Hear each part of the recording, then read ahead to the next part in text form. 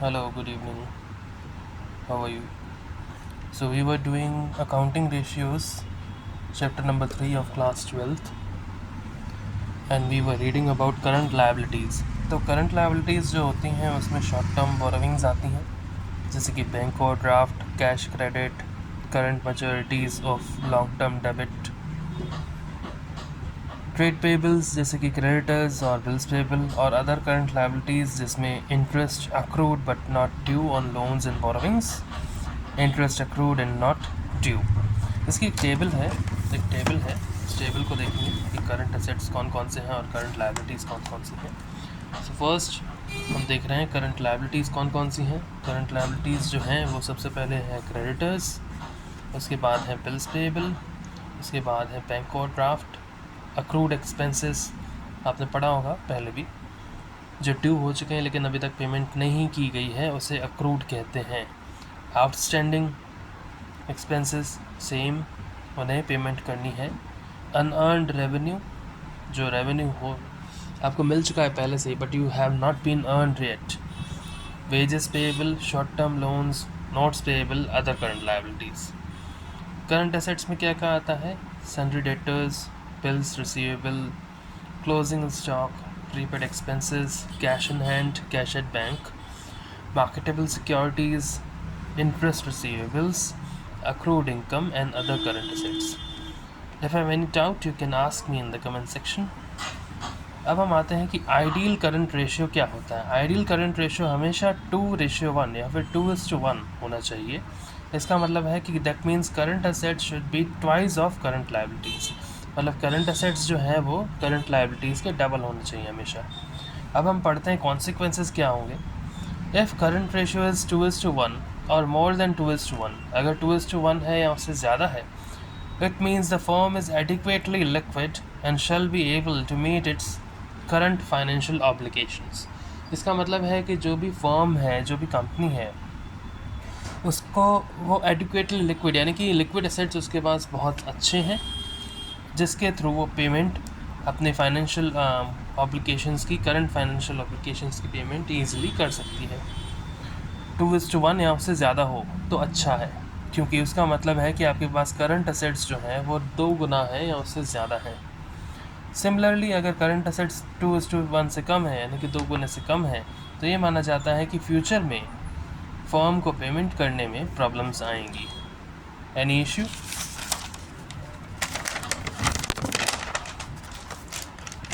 Now we will start illustration number 1. हम book use कर रहे हैं T.S. ग्रेवाल।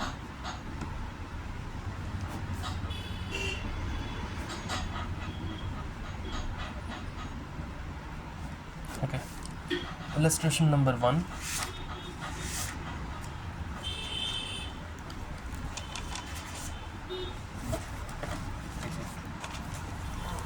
इलस्ट्रेशन नंबर 1 है आपके सामने, उसमें दे रखा है ट्रेड रिसीवेबल्स। सबसे पहले कह रहा है from the following information calculate current ratio. तो जो भी आपको कैलकुलेट करने के लिए कहा जाए उसका सबसे पहले फॉर्मूला लिख दिया करो। तो हम सबसे पहले लिख देंगे यहाँ पे solution current ratio. Current ratio का फॉर्मूला होता है, हमने पहले भी पढ़ा है, current assets upon current liabilities. Okay, अब आपके पास जो इलस्ट्रेशन दे रखा है उसमें से हम करंट एसेट्स निकालेंगे।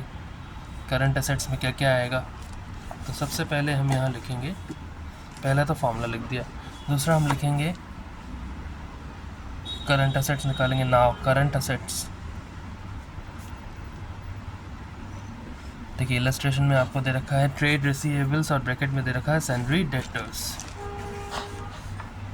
ट्रेड रिसीवेबल्स या फिर सन्ड्री डेटर्स। तो सबसे पहले हम लिखेंगे ट्रेड रिसीवेबल्स, कोई एक नाम लिख देना, ट्रेड रिसीवेबल्स या सन्ड्री डेटर्स, दोनों लिखने की ज़रूरत नहीं है, इतना टाइम नहीं मिलता है। प्लस कर देंगे इसमें और देखेंगे क्या क्या आ सकता है करंट एसेट्स में। देखिए प्रीपेड एक्सपेंसेस, हाँ प्रीपेड एक्सपेंसेस भी करंट एसेट्स में आता है, तो प्लस कर देंगे prepaid expenses. Prepaid expenses plus, और देखेंगे हम क्या आ सकता है प्रीपेड एक्सपेंसेस के अलावा, अक्रूड इनकम। अक्रूड इनकम आपकी इनकम होती है जो आपको मिलना बाकी है, तो वो आपके लिए एसेट हुआ क्योंकि आपको वो मिलेगा, plus accrued income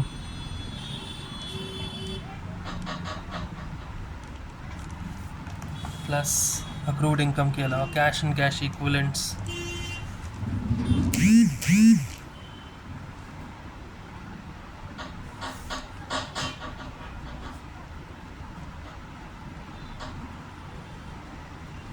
okay, cash and cash equivalents. इसके बाद short term investments,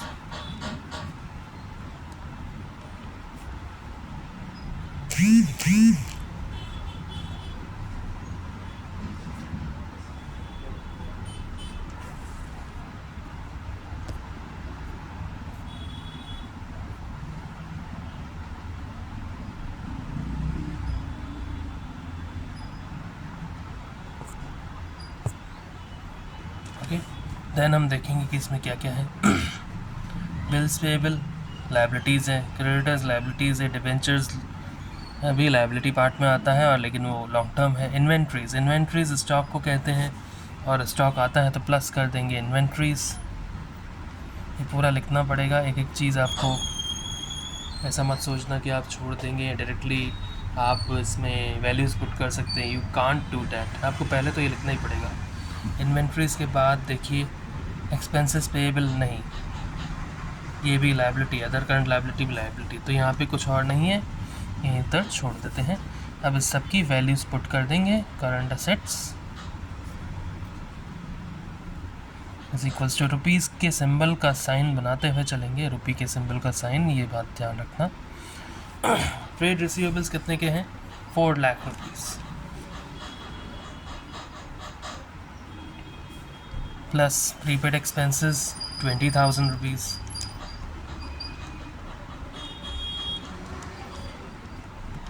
plus accrued income दे रखी है 20,000 रुपीज़, नीचे लिख देंगे, plus cash and cash equivalents दे रखे हैं 60,000 रुपीज़,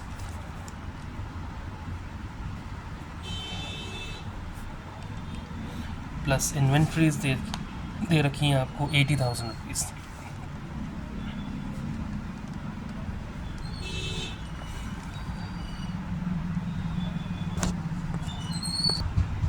और शॉर्ट टर्म इन्वेस्टमेंट आपको दे रखे हैं 40,000 रुपीज़। तो 4 लाख 20,000, 4 लाख 5 लाख 80,000, 6 लाख 20,000 करंट असेट्स आपके हो गए।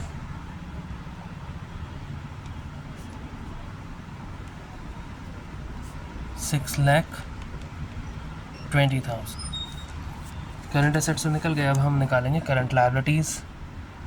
नाउ करंट लायबिलिटीज़, देखेंगे क्या क्या हम उसमें यूज़ कर सकते हैं। Expenses, bills payable, sundry creditors, expenses payable और अदर करंट लायबिलिटीज़, ये चारों आ जाएंगे। तो सबसे पहले लिखेंगे बिल्स पेएबल,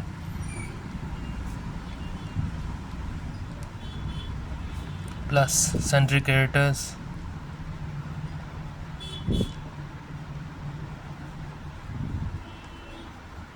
प्लस और क्या देखा था हमने, एक्सपेंसेस पेएबल और अदर करंट लायबिलिटीज़।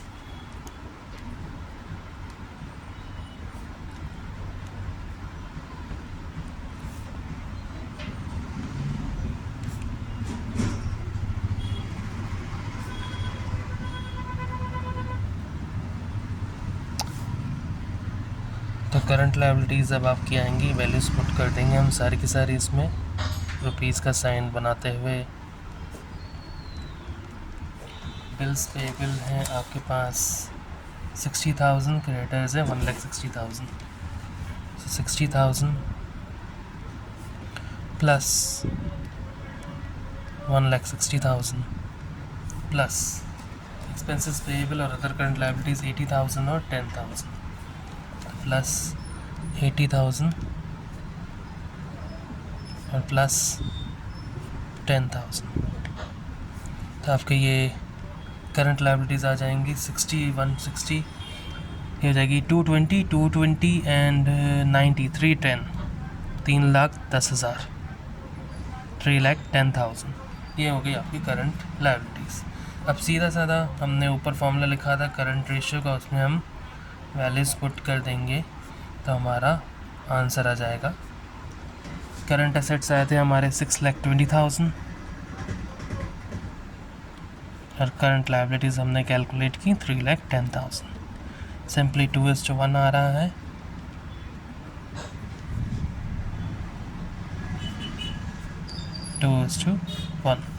जब भी आंसर दे दें तो बॉक्स बना दे और उसके पास में लिखते ANS, हो जाएगा आंसर। ठीक है। If you have any doubt आप मुझसे कमेंट सेक्शन में पूछ सकते हैं। अब हम बढ़ते हैं, लेकिन उसके पहले वापस से एक बार ये आप देख लीजिए। करंट रेशियो का फॉर्मूला लिखा इलस्ट्रेशन 1। करंट रेशियो का फॉर्मूला सबसे पहले लिखा current assets upon current liabilities. Current assets जो भी हैं इस इलस्ट्रेशन में वो हमने लिए, जैसे कि trade receivables, prepaid expenses, accrued income, cash and cash equivalents, short term investments और इन्वेंट्रीज। इन सब की वैल्यूज़ पुट कर दी तो हमारे पास आया 6,20,000 करंट एसेट्स। उसके बाद करंट लायबिलिटीज़ हमने कैलकुलेट की, इसमें हमारे को दे रखा है bills payable, creditors, expenses payable और अदर करंट लायबिलिटीज़। इसके अलावा कुछ होता तो हम पुट कर लेते, क्वेश्चन के अकॉर्डिंग ही हम चल रहे हैं। करंट लायबिलिटीज़ में हमने इन सब की वैल्यूज़ पुट की तो हमारे पास आया 3,10,000। करंट रेशियो का फॉर्मूला हमने ऊपर लिखा था, उसमें हमने वैल्यूज़ पुट कर दी 6,20,000 अपॉन 3,10,000, तो करंट रेशियो का आंसर आ गया 2:1। अब इसको आप एक बार स्क्रीनशॉट ले लें।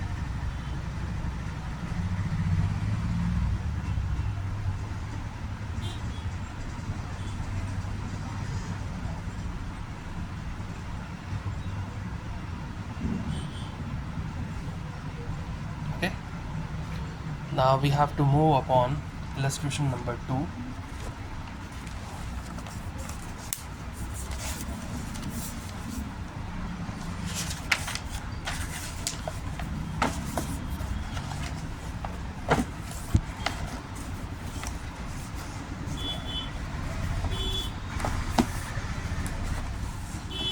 Illustration 2 ये कह रहा है calculate current ratio from the following information. आपको जो इन्फॉर्मेशन दे रखी है उसमें से आप करंट रेशियो कैलकुलेट करें। मैं डायरेक्टली कर लेता हूँ।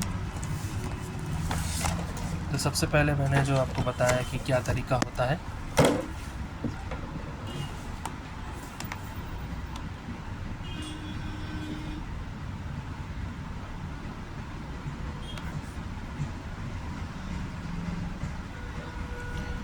करंट रेशियो का फॉर्मूला लिख देंगे सबसे पहले हम।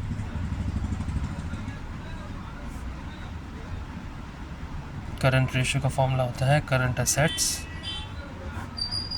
Upon current liabilities.